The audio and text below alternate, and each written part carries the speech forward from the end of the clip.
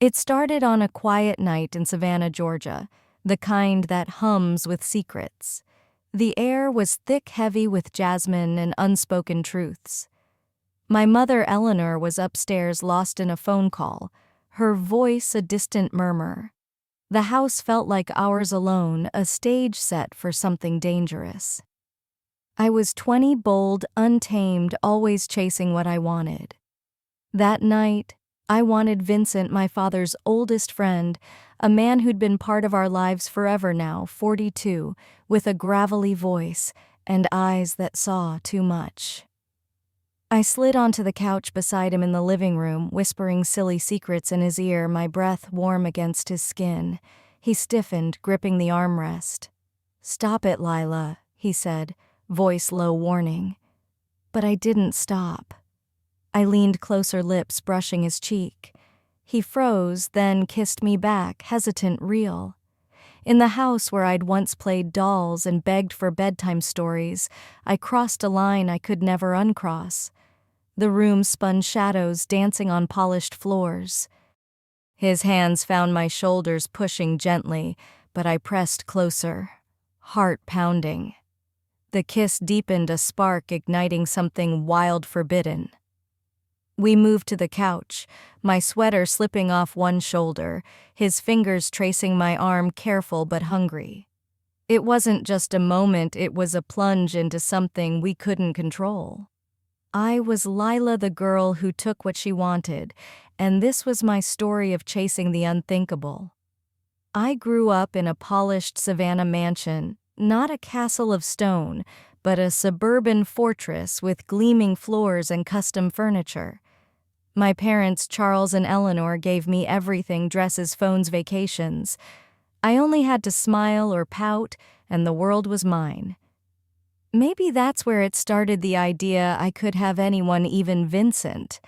At school, I ruled, teachers boosted my grades, boys worshipped me, girls envied me. I knew how to shift a room's air with a whisper, a touch. I craved power, relished it. But at home with Vincent, it was different, sharper, dangerous. He was handsome, tall, with a voice like whiskey and velvet, a finance man who lit up any room. As a kid, he'd spin me around, call me his little star. But at 20, his hugs lingered. His gaze held too long when I walked through in a thin shirt. He never crossed the line, always teetering on the edge. I felt it, the tension, the pull, like he was testing what I'd become. I tested back. I'd wear tight shorts, bend low to pick something up, ask if he liked my new dress. He'd laugh, brush it off, but his eyes betrayed him, a spark I couldn't ignore.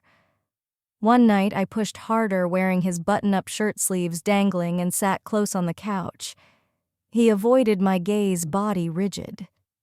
"Put something on, Lila," he said, voice tight. I tilted my head, playing innocent. "What's wrong? It's just a shirt." He stood, fleeing the room, but the air crackled with what we both knew. I waited for Eleanor's spa weekend, setting the stage, wine, soft music, dim lights. I invited Vincent to watch a movie, saying I missed our old times. He sat wary as I laughed too loud, brushed his knee, leaned into his shoulder. His body trembled, a live wire under my cheek. "You're drunk," he whispered. "No," I said, voice steady. He stood, retreating to bed, but I saw him breaking. The third time, a bright Sunday morning, Eleanor at church, I walked in wearing a thin camisole, lace peeking through, handing him coffee. "Morning," I said, voice bright. His eyes traced me, lingering, then snapped away. "Get dressed," he said, jaw tight. I sat on the couch, arm teasing. "Don't you like what you see?" He stood, face hard. "I'm your father's friend, Lila." I slid closer, breath catching. "Answer the question." He pushed me back gently, but his eyes burned hungry. 3 days later, Eleanor gone again, he found me in the kitchen, barefoot, swaying to music, making a midnight snack. He stepped close, robe open, eyes alive. "You need to sleep," he said. I turned, meeting his gaze. You sure he kissed me awkward true, and the line we'd danced around vanished. On the living room couch we gave in not as guardian and ward, but as something else, something raw. Morning came silent, heavy with shame and thrill. We stole glances, hearts racing, knowing it was wrong but unable to stop. It wasn't one mistake, it was a current pulling us under. Each night I'd slip to his side whether Eleanor was home or not.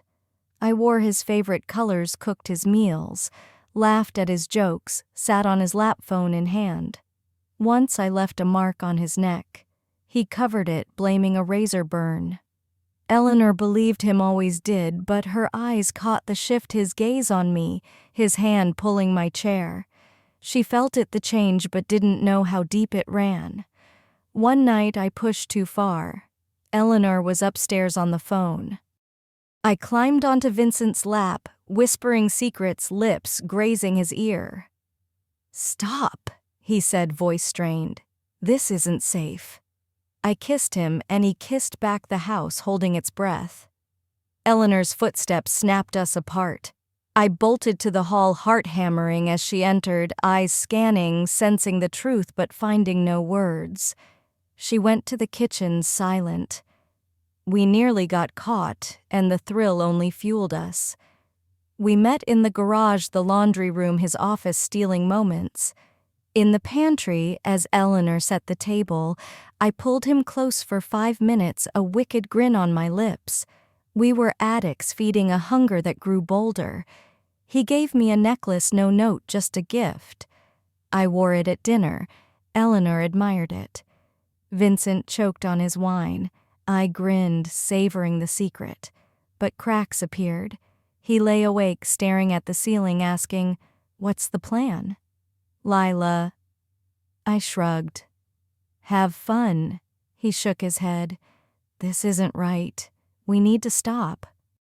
His pain wasn't guilt, it was hunger and need he couldn't shake. I held the power and I loved it. But we got sloppy. I wore his shirt to breakfast. Eleanor's eyes locked on me. I said it was from the laundry, but her silence screamed suspicion. She stopped her yoga, her trips, watching us like strangers in her home. One Sunday after shopping, I grabbed Vincent's hand, too familiar, too soft. Eleanor saw her face, still knowing. That night, Vincent stormed my room, pale, fully dressed. "She's suspicious," he said. I stayed silent, fingers brushing his knee. This can't go on. I leaned closer. "You chose me." His eyes held pain, torn between who he was and who I'd made him. He stayed that night, deciding. Eleanor felt the storm coming, saw the signs, heard the whispers. Too late.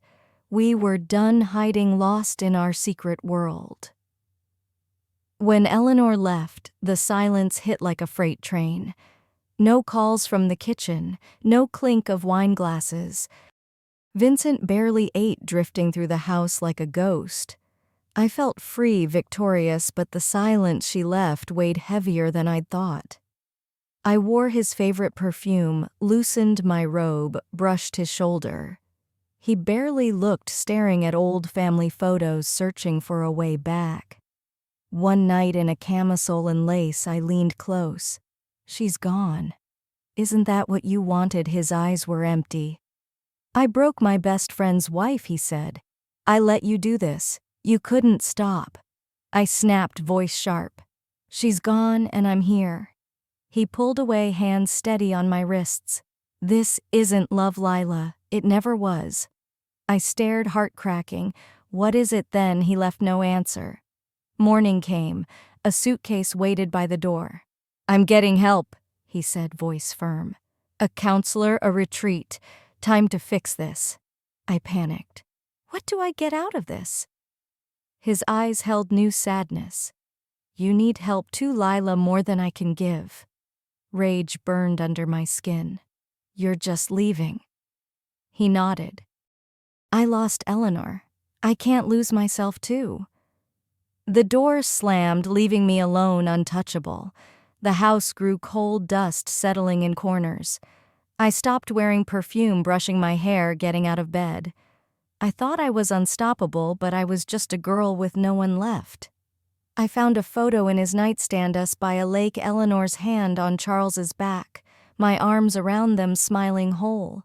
I tore it in half, no tears, just a crack inside. Months later, the house was mine, but not home, haunted by what we'd done. Vincent sent postcards from treatment signed Vincent, not friend.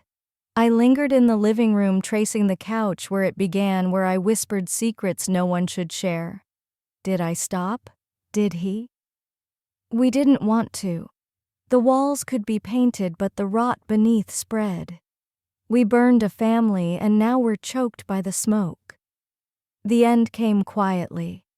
A morning like any other, sunlight streaming through windows, birds singing oblivious to the rot inside. I glided downstairs in a satin robe, humming, but something was off.